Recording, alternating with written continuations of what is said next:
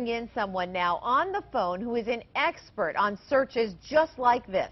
His name is Tom Nolan, and he spent nearly 3 decades with the Boston Police Department. He has SWAT experience, and he also taught in the Department of Criminal Justice at Plattsburgh State, so there is a local connection as well.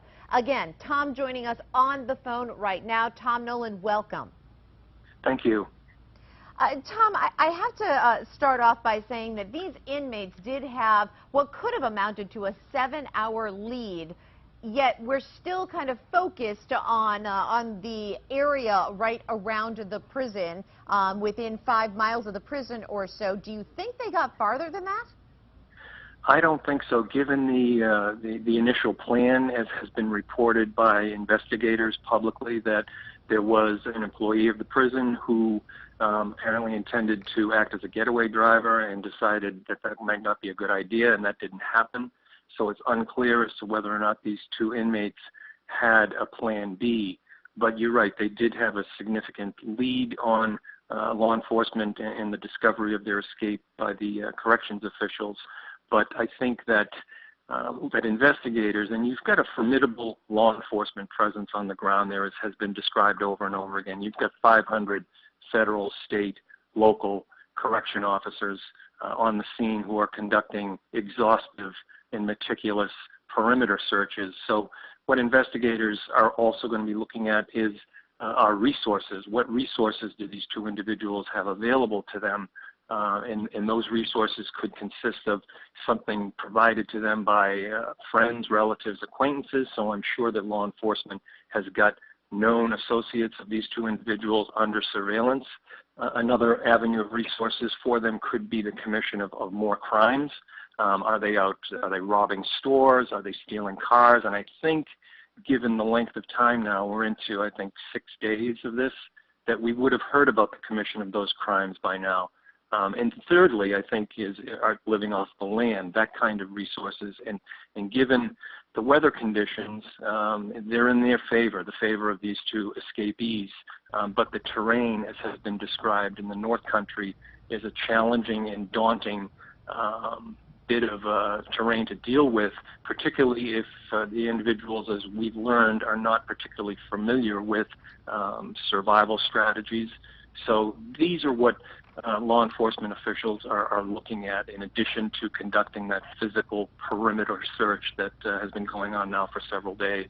Hey, Tom, I have to ask you, do you think that these 2 are still together, or would it be smarter for them to split up?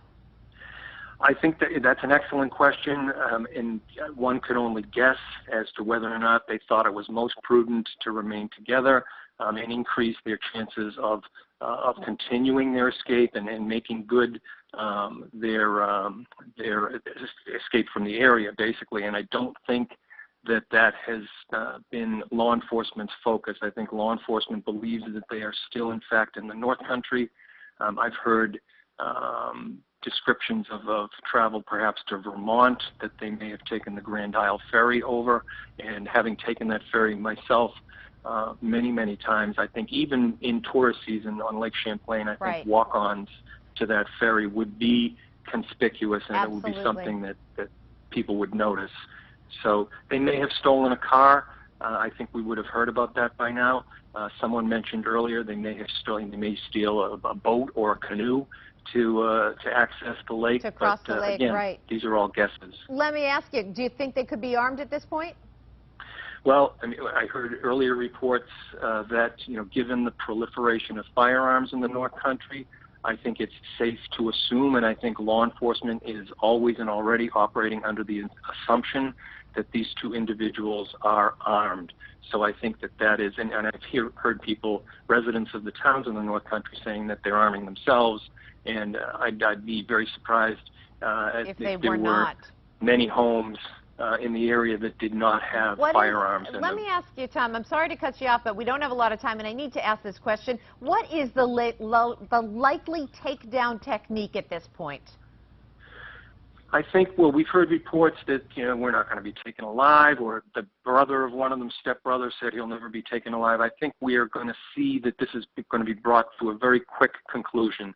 They are going to be caught sooner rather than later. Their capture is imminent.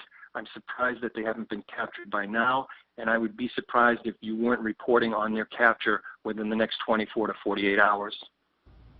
Okay, Tom Nolan, a 30-year veteran with the Boston Police Department and a professor from Plattsburgh State, a former professor from Plattsburgh State. We appreciate you giving us your expertise today. Thank you.